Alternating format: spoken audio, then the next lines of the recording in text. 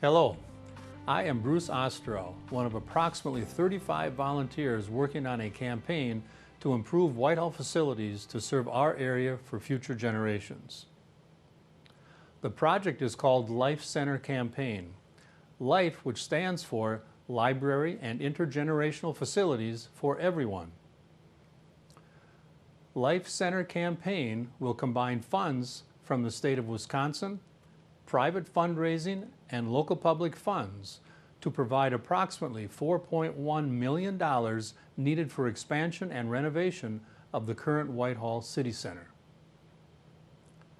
Serving our citizens with important quality of life facilities is important for a smaller rural area like ours. Community leaders, Whitehall City Council, and its staff are working to maintain and develop important beneficial services with far-reaching positive benefits. We feel these efforts will keep current businesses and residents and attract new ones, which helps all of us by keeping a strong tax base. However, a number of our facilities have not kept up with current needs. It is evident now is the time to improve them, due in part to a great opportunity provided by a $381,000 block grant from the state of Wisconsin toward a new senior center. The Life Center campaign will fundraise private dollars, which will be combined with state and local funds to build a new senior activity and learning center, expand our library, and renovate our highly used gymnasium. The current Whitehall City Center houses the library, the senior fitness program, a gymnasium, a community room, and City Hall offices. These facilities were formerly constructed and remodeled as high schools in 1919 and 1956. However, over years, council members have struggled with the facility's deteriorating mechanical systems, increasing operating costs, and a poorly configured space for programs and services to serve today and future needs. The City of Whitehall approved a feasibility study in 2012 to identify a long-term solution. Based on that study, the council approved to demolish the oldest part of the structure, renovate other sections, and expand to house programs and services for changing residents' needs. Experts in municipal fundraising have also been hired to help our community design an effective fundraising plan to reach our private fundraising goal and coordinate plans to effectively utilize all fundraising streams available. Problems we are facing now include lack of handicapped accessibility, high maintenance and operating costs that add burden to the city and taxpayers, the need for effective youth activities and after-school activities, a rapidly growing senior population requiring expanded services, a library that is far too small to effectively serve our area. The following video tour gives area citizens an idea of the challenges faced by the current city facility, which offers an effective solution for us all. Our tour leader is former Councilman Dan Schreiner, who served on the council for more than 20 years. Hi, my name's Dan Schreiner. I've been a resident of Whitehall for going on 35 years, and today we're going to take a tour of the old high school and what has been repurposed as the Whitehall City Center. We have various activities that take place in this building, as well as the city council meetings and other municipal meetings as needed. We're starting here in the I guess the heating plant of the building. The building originated in 1919. It was built as the Whitehall High School, and later, I think it was 1956, there was an addition made classroom addition, and a gymnasium. So we'll see those areas later, but right now we're in the heating area. We've got a boiler and a couple of forced air units that provide the heat for this facility. In those months we need heat. I was going to say the winter, but often we need heat in months other than winter. Dual fuel, natural gas, and fuel oil. We have a program whereby the natural gas provider can switch us over to our standby fuel, the fuel oil, when there's a heavy load on natural gas. So we get a better rate for that. Unfortunately, last year when it was so cold, we got switched over to fuel oil on a regular basis, and the city spent $1,000 a day for fuel oil on more than one occasion. The cost of heating this facility annually is, well, I've heard various amounts, but in the neighborhood of $50,000 to $60,000 a year for energy. As the viewer can see, this is not modern equipment. It's not energy efficient. And the proposed cost to replace this in the existing facility was not feasible. You can see that we are standing in an area that was constructed in, well, it would have been the mid to late teens, 1910. The building opened in 1919, so all this construction would have taken place prior to that. This is, you see filters here. This is the blower room, and we're told that the 3 blowers on this side, along with the blowers that are on the other side of the heated air chamber, force the air through a series of chambers and ductwork, tunnels, but you can see that by the time this air that's heated at this location gets to the 3rd floor of this facility, there is little to no heat left in the air, so very ineffective and very costly. These are the original heating plant for this facility, and you can see they've been repurposed. I'm told originally they burned coal. They burn natural gas now and fuel oil, I believe. But John, I think I'm smelling gas, so why don't you and I pack up and we'll go to a different spot. This is the kitchen / food prep area of the old high school. It has not been used as such for quite some time. And this was an area repurposed just off of what originally was the gymnasium in the original 1919 high school.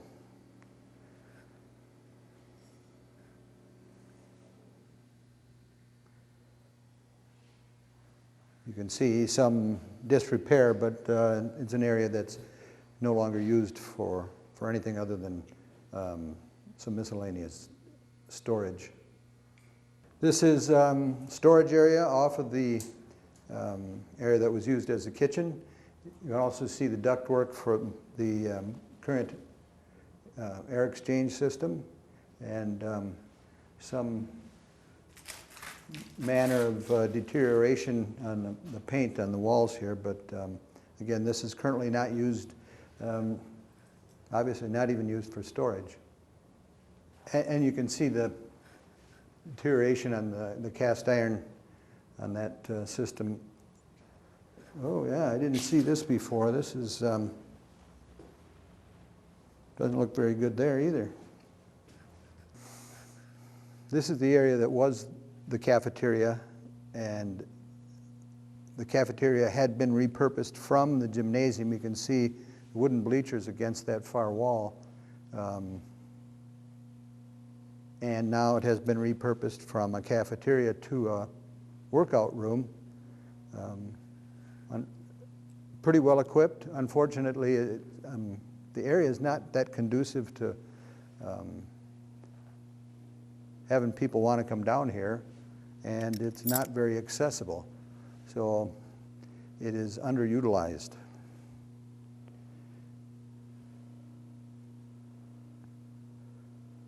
You know, this building and all of its parts has served the city and the citizens of Whitehall very well for a long period of time.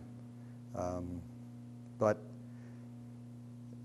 as you can see now, and what we'll be looking at in the near future here, it looks like all rational thought is that maybe the facility has met the end of its usefulness, and would be best to start over in a different fashion. Now, I did not go to high school here, so I'm not familiar with exactly how things were used, but this is obviously an old shower room here. Still pretty humid. You got water falling off the ceiling there. It does not look like it has been used as designed for some time. And this area is used for storage, and for what I'm told, this is gets the heat to what was the old library, and it is very warm in here. There's a crawl space with heat pipes and sewer pipes. Now, behind me you can see a hallway between the workout room and the little cubby hole we were just in. This is significant square footage. It's not used for anything. Behind me you can see the stairs, original stairs going up to the first floor of the 1919 high school building. But there's a considerable amount of square footage in the facility that not only is not used but can't be used for anything, but still needs to be heated. So it's costing the citizens money. Now, this is the old boys' locker room, and as you can see, it has been repurposed both for storage, and this is the computer server for the city municipal offices. I guess there's some argument as to how effectively it's been repurposed, but it's filling a need right now.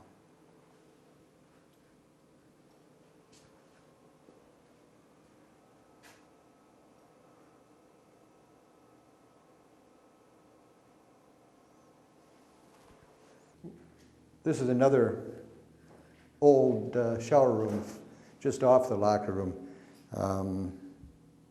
Obviously not used for a shower room any longer, some storage here, but basically unused space. This is a storage area. Looks pretty good, but this was constructed in the new construction, the 1956. This is right below the stage off the gym, and this will be continued to be used for storage. Here's the gymnasium, constructed in 1956, still in excellent condition. Floor's been redone recently. This is a centerpiece of the community, well used. The school uses it, the community uses it for athletic events. There are banquets here, Associated Sportsman's Club banquet, Wild Turkey banquet, Whitetails banquet. This is, we know we need to keep this facility in place and continue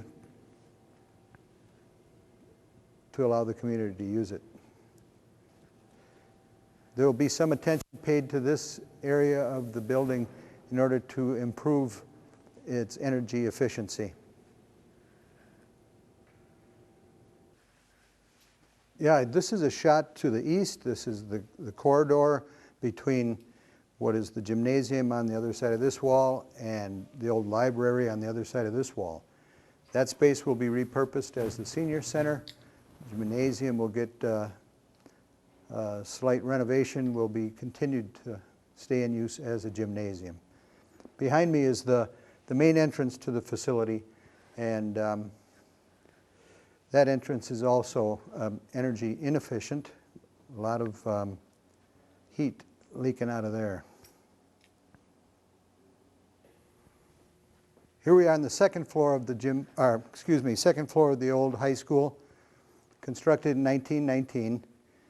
This area originally, when the high school was still here, this large area was the library, or what they referred to at the time as the LMC, Learning Materials Center.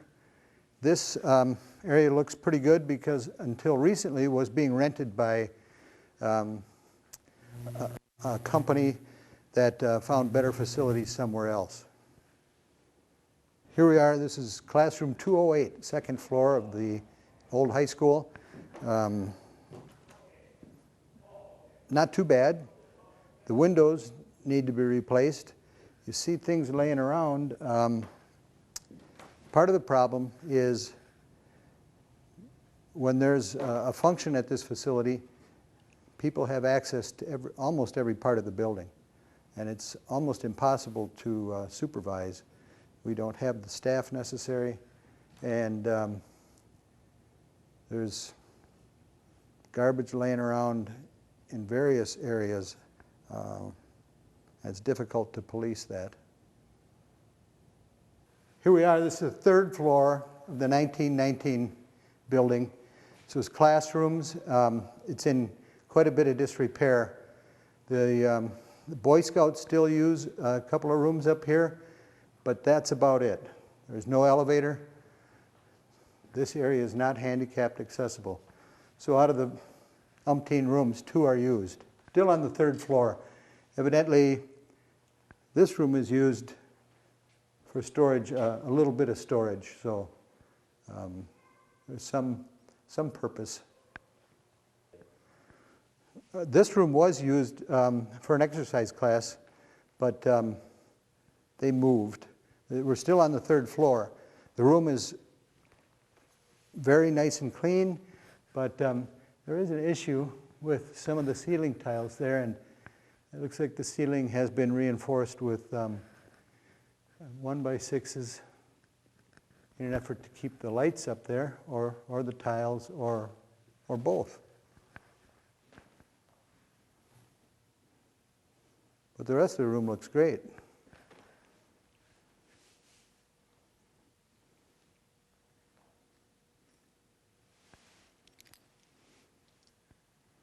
You can see this is a hallway on the first floor, and you can see the existing ductwork is ever present here.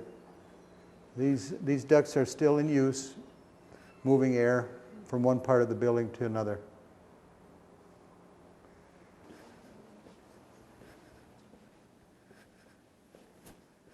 This is the community room of the city center. To my right is the kitchen, and the rest of it is the community room. It serves the community very well, although in recent months it has proven to be too small for the individuals attending the meeting.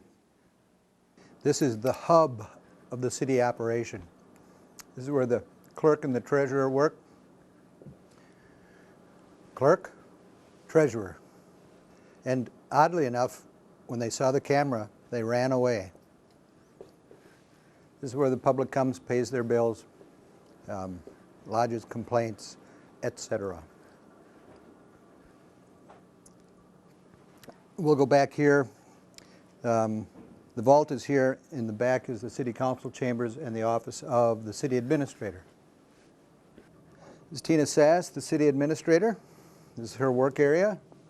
She shares her work area with the City Council chambers. Here's the space for people who want to attend the council meetings. This area is used quite a bit, various commissions, committees, etc. And it seems like for many years this space was adequate, but of late, again, we've been having a lot of public interest in what's going on, and this space has proved to be inadequate on more than one occasion. We hope you were educated and informed about the project underway and the Life Center campaign, which will be raising the funds to help make it happen. If you have any questions, please contact Whitehall City Hall at 715-538-4353.